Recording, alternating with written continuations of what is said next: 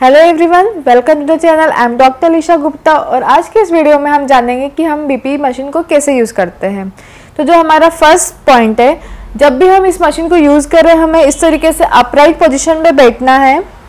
हमारे जो फुट है वो नीचे टाइल्स पर फ्लैट होना चाहिए, हमें इसे क्रॉस नहीं रखना है।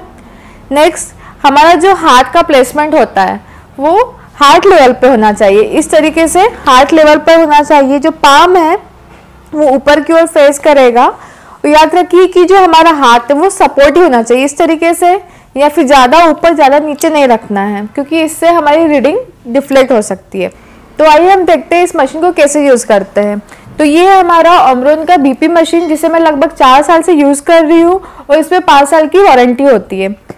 तो इसे ओपन करके देखते हैं। इसमें इस तरीके से आर्म कफ होता है और ये रही हमारी मशीन। तो इस मशीन में जो फर्स्ट रीडिंग होती है वो सिस्टोलिक बीपी बताती है। नेक्स्ट जो नीचे वाला जो होता है वो हमें डायस्टोलिक रीडिंग बताता है और जो लास्ट वाला होता है वो हमारी पल्स रेट बताता है। ये जो मशीन है बैटरी से ऑपरेट होती है और यदि बैटरी नहीं है तो हम इसे एडाप्टर से भी यूज़ कर सकते हैं। तो ये रहा हमारा आर्म कफ जो इस तरीके से ट्यूब के साथ आता है। याद रखिए जब हम इसे पहन रहे हैं तो ये जो ट्यूब वाला पोर्शन होता है वो नीचे की ओर रहेगा। इस तरीके से आर्म पर लगाएंगे। ये जो ट्यूब वाला पोर्शन है वो एल्बो के जो फ्रंट वाला पोर्शन है यहाँ पर आएगा। याद रखिए ये जो पोर्शन है एल्बो का उससे नीचे नहीं इसे लगाना है, उसके जस्ट ऊपर लगाना है। इस तरीके से हम इसे फिक्स करेंगे। फिक्स करने के बाद चेक करना है कि हमारे जो 2 फिंगर है इस तरीके से फिक्स हो जाए। ज़्यादा टाइट और ज़्यादा लूज नहीं रखना है, इससे भी हमारी जो रीडिंग है वो गलत हो सकती है। तो नेक्स्ट क्या होगा, हमें इस पोर्शन को इस मशीन से अटैच करेंगे। यहाँ से हम स्टार्ट करेंगे। स्टार्ट करने के बाद क्या होता है, ये जो कफ होता है वो इन्फ्लेट होता है यानी फूलता है। तो थोड़ा सा हमें टाइटनेस फील होगी पर कोई घबराने वाली बात नहीं है। वो इससे क्या होता है कि हमारी रीडिंग आती है। जैसे यहाँ पर हमारी प्रॉपर रीडिंग दिखेगी स्क्रीन पर, ये अपने आप डिफ्लेक्ट हो जाएगा। ये जो चीज़ है, ये जो ट्यूब है वो इसी जगह पे होना चाहिए जिससे हमारे जो रीडिंग है प्रॉपर आती है।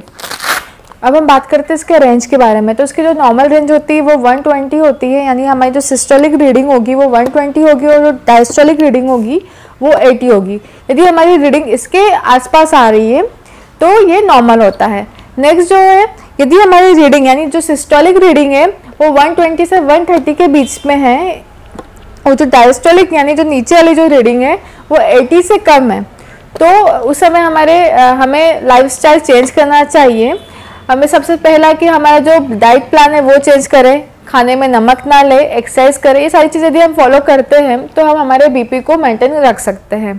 नेक्स्ट क्या होता है कि यदि हमारा जो सिस्टोलिक रीडिंग है वो 130 से 140 के बीच में या उससे ज़्यादा है, या डायस्टोलिक यानी जो नीचे वाली रीडिंग है वो 80 to 90 के बीच में या उससे ज़्यादा आ रहा है, तो उस समय हमें क्या करना है, डॉक्टर से कंसल्ट करना है। वो हमें प्रॉपर मेडिकेशन देंगे जिसके थ्रू हम हमारे बीपी को मेंटेन कर सकते हैं।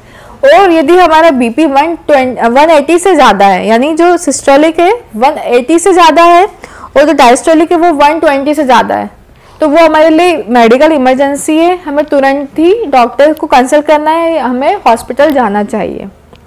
तो आज की इस वीडियो में हमने देखा कि बीपी की मशीन कैसे यूज़ करना है और उसकी क्या रेंजेस होती है, यानी नॉर्मल रेंज क्या होती है, कम क्या होता है, हाइपरटेंशन क्या होता है। ये सारी चीज़ें आज हमने देखी है। So like the video and subscribe the channel.